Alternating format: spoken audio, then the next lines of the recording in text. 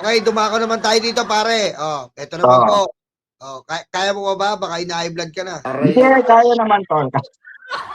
Nakakabisit kasi itong banateros na to eh. Oh, eto na Napakabobo. po tayo, mga Hmm. kababayan.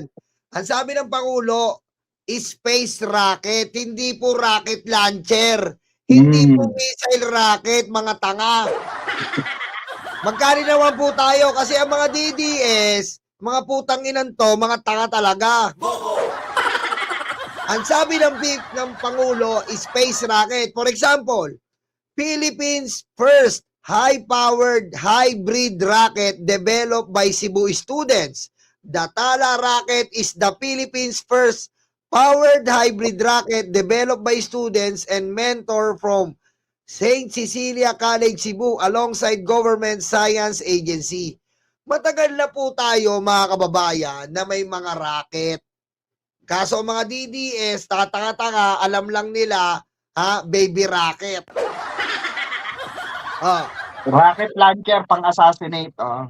ngayon po, eto po, magkakaroon po tayo sa Cagayan ng space facility. Maganda, hindi. Napakaganda po, mga kababayan. Anong rocket ba? Space rocket. Hmm. Para hindi na tayo magtalo-talo, si Elon Musk po, gaya nga nung pinag-usapan namin nila Pekwa, Ah. si Elon Musk po, nakailang rocket launch po siya bago niya na-discover ang kanyang Starlink. Nagkaroon po siya ng Starlink. Alam ko meron yung iba sa inyo dito na kahit saan po kayo, may signal kayo. Magtataka kayo bakit ganon. Di ba? Magtataka kayo bakit ganon. Bakit? Kasi po nakadiretso siya sa satellite. Kaya saan man sulok ka man ng mundo, ma-detect po ng Starlink ang signal. Ngayon, ayan na po ang advance na iniisip ng Pangulo. Sumabay tayo sa teknolohiya. Anong benepisyo?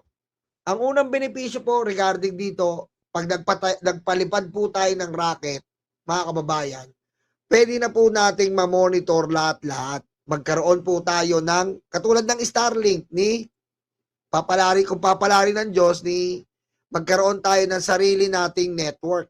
Kumbaga, hindi na tayo aasa sa iba't iba. Magkaroon tayo ng sarili nating network.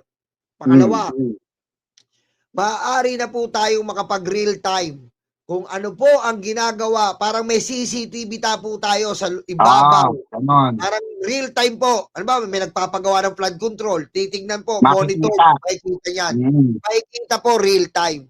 Yan po ilang benepisyo na mapapakinabagan natin tong racket na sinasabi at nilalait nila ng bobong DDS. Aray ko.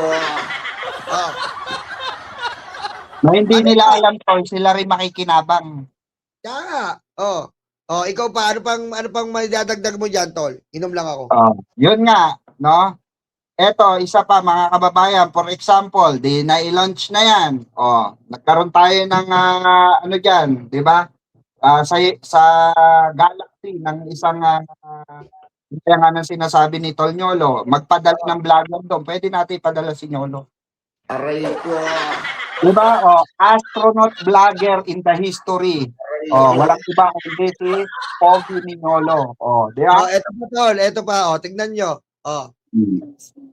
Hindi nila alam ng mga DDS. Sa Davao, meron rin yan. Davao City students launch the first Filipino-made rocket.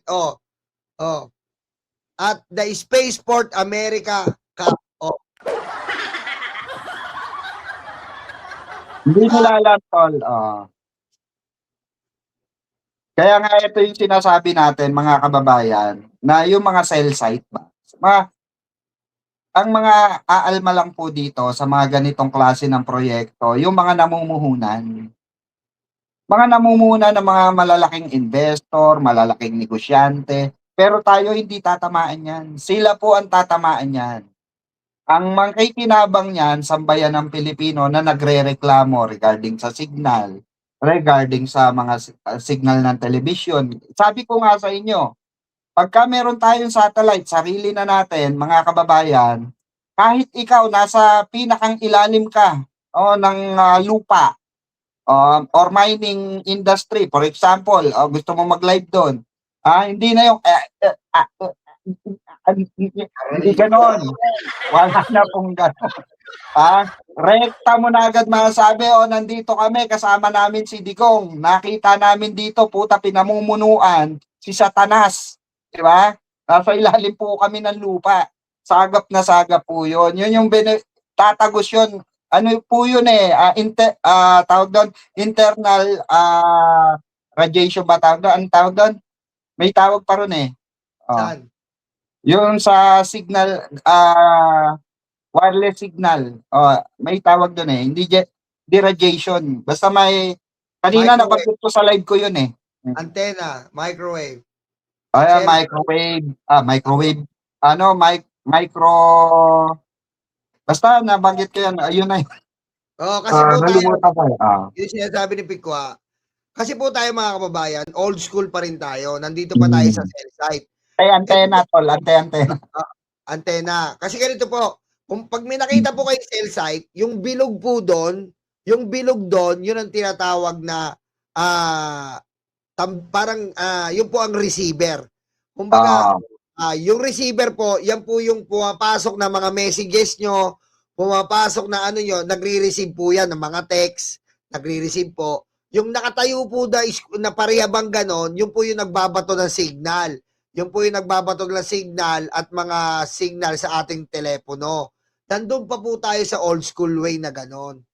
Ngayon, kaya nga, ang Amerika, meron silang tinatawag na satellite phone. Ibig sabihin, doon pa lang po, satellite phone, nakadirekta po yun anywhere, matatawagan ka ng satellite phone. Bakit? Direkta sa satellite. Ngayon, kapag nagkaroon po tayo ng mga rocket, mga kababayan, mababawasan na po tayo, mababawasan na po tayo ng mga cell site. Siyempre, may mga maapektuhan po dyan dahil pwede na tayong mag-launch ng internet through satellite. Ang dami pong benepisyo na itong space rocket na to. At hindi po basta-basta ang Pilipino. Tignan niyo po yung larawan na to. Ang dami na pong mga engineers. Ang dami na pong mga estudyante na nakakapag-provide na ng mga space rocket. Kaso, wala pa pong programa ang gobyerno natin. Tama.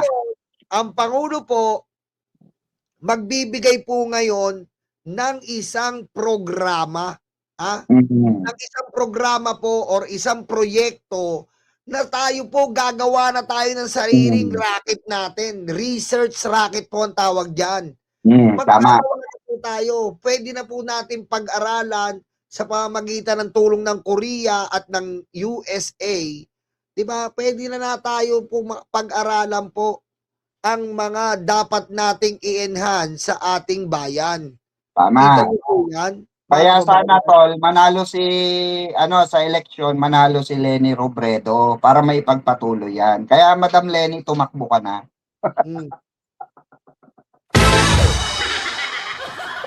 Pinasok tol, no? Sabi ni Mami Jem Barakaw, Mami Jem, shout out. Magkakaroon tayo ng fiber internet gaya ng ginagamit namin dito si London. Naka-fiber po kami dito. Tingnan mo, sa London si Mami Jem Barakaw. Shout out Mami Jem sa asawa niya. 'Di ba? Ang sinasabi ni Padilla po, bago daw tayo mag-rocket, mag-bullet train, pusang ina talaga. Aray ko.